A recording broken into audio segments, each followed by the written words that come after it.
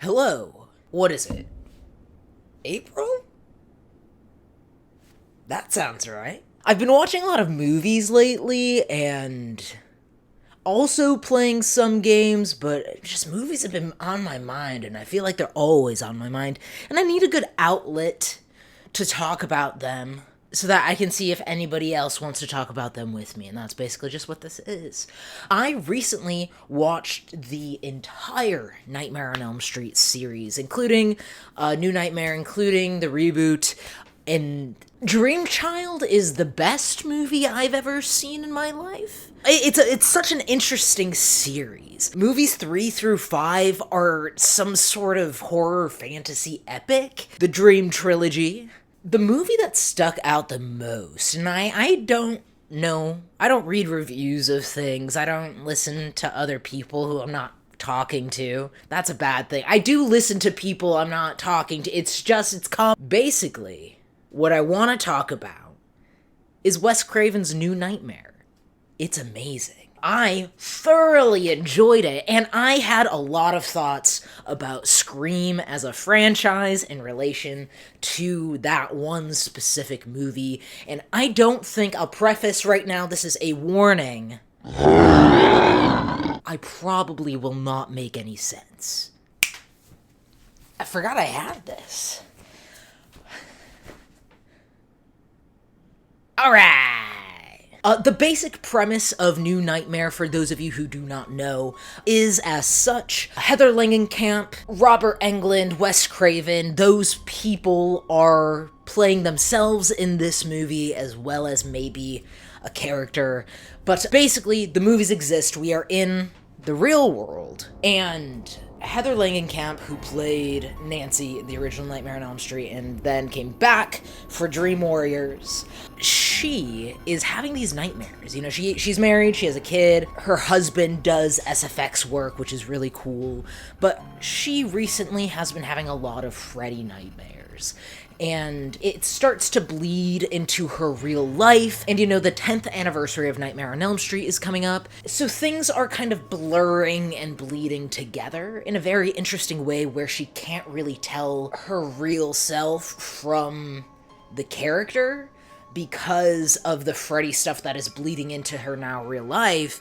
It's kind of, well, am I still in that movie or am I me? Like I said, I don't think I'm making sense, but if you're following me or still watching this, thank you. Now, how I feel like that relates to the Scream as a franchise up until the current movie, granted, I watched the movie twice, and basically, I feel like Scream as a franchise, the first two movies, right? It sort of deals with being thrust into a horror movie itself. We have all of these classic famous horror movies that exist in this world. They are real. So what happens when things you see in those movies starts to happen in your real life? You start to see it in 2 because they start creating the stab movies. 3/4, although 3 is questionably one of the worst movies I've seen,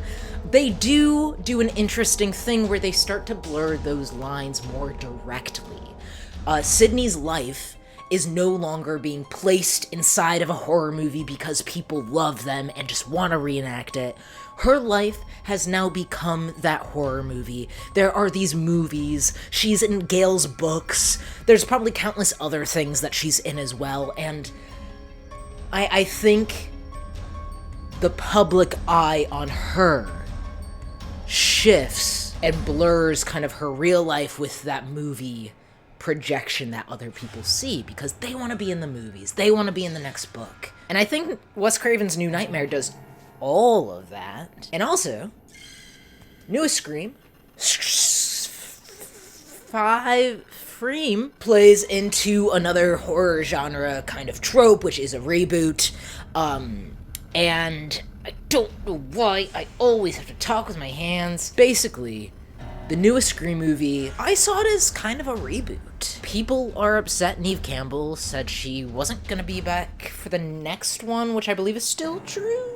But I think to see these characters navigate a new world would be cool. We get to meet new people, experience some new stories, eat some new trauma. And Wes Craven's New Nightmare does that too. Because the whole thing is, at some point, Heather finds out that Wes is writing a new movie to do a reboot, and she's getting asked to, or she's being brought on for it and things, and her husband is working on a new Claw.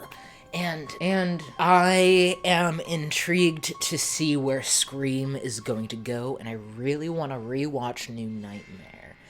And I think what I'm saying is, you need to watch all of the Nightmare on Elm Street, all of them, and then watch all of the Scream. All of them? And then come back, see if this made any sense, and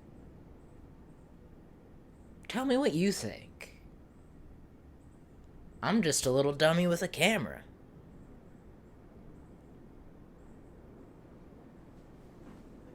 What do you think?